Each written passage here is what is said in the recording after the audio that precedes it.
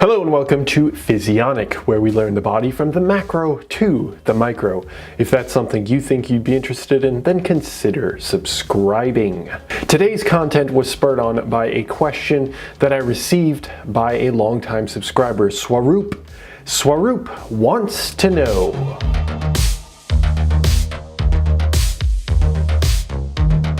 do you see an increase in your heart size and vessel size from weightlifting exercise, resistance training?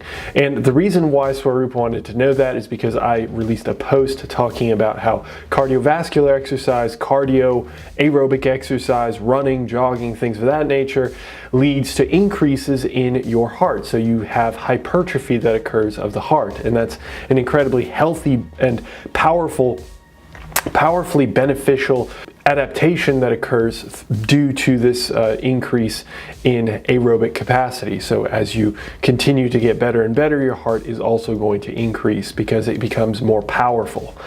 So does that happen with weightlifting? The answer is yes and no. So for cardiovascular exercise, you're going to see an increase in the chambers of the heart as well as the muscle of the heart. Now, that also applies for the vessel. So the lumen, the actual opening that your vessels squeeze blood through, that is going to increase as well. And the muscles around those vessels are also going to increase.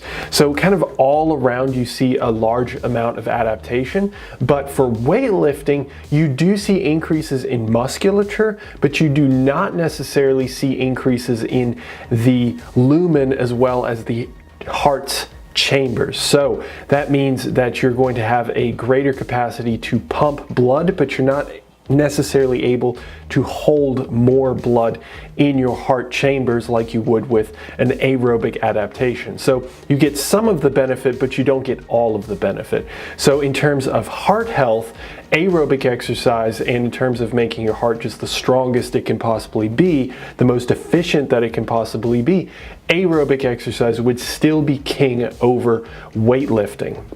So would it protect you against things like stroke? Potentially, yes, most likely, but in terms of it leading to better cardiovascular or cardiorespiratory fitness levels, no, it is not going to help you in those terms.